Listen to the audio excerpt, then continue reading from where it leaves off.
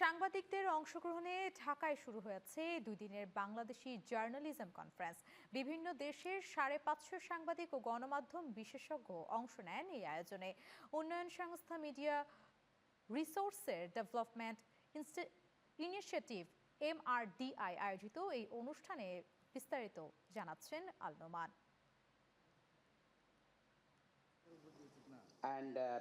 দেশ বিদেশের গণমাধ্যম কর্মী ও বিশেষজ্ঞদের অভিজ্ঞতা বিনিময়ের জন্য আয়োজন করা হয় বাংলাদেশ জার্নালিজম কনফারেন্স, যেখানে একটি রাষ্ট্রের সাংবাদিকতার গুরুত্ব, অবদান ও প্রতিবন্ধকতা সহ বিভিন্ন বিষয়ে নিজেদের মতামত তুলে ধরেন বক্তারা। ক্ষমতাসীন মহল কিভাবে গণমাধ্যমকে কোণঠাসা করে রাজনৈতিক স্বার্থে ব্যবহার করে বা চাপ প্রয়োগের মাধ্যমে সংবাদ পরিবর্তন অথবা বন্ধ করে দেয়, কেন অনুসন্ধানী সাংবাদিকতা গণতন্ত্রের জন্য গুরুত্বপূর্ণ, সাংবাদিকতার এমন বিভিন্ন ধাপ নিয়ে অনুষ্ঠানে কথা বলেন বিশেষজ্ঞরা।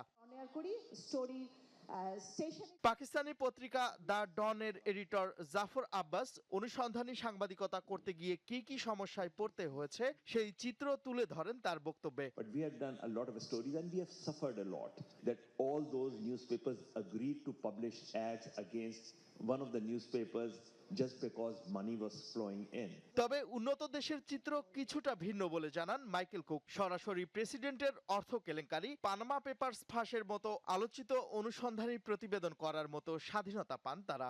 The politician resigned, the scandal exploded, and Spain had its defining credential scandals. And here's an important point that you might remember. That story can be done anywhere.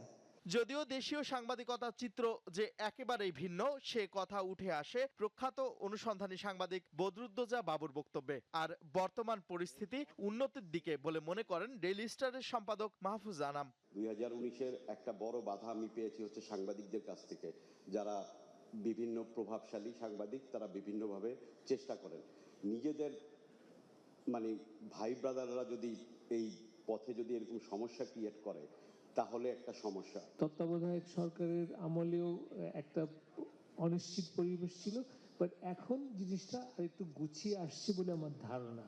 So we are much more on a stable ground. আমার মনে হচ্ছে self সেন্সরশিপটা কমে আসছে, আরও আসবে। এদেশীয় বিশেষজ্ঞরা স্বাধীন সাংবাদিকতার অন্তরায় হিসেবে ক্ষমতাসীন সরকার, মালিকপক্ষ এবং সম্পাদকের অলিখিত বোঝাপড়ায় সবচেয়ে বেশি দায়ী বলে মনে করেন। আল নোমান, চ্যানেল 9, ঢাকা।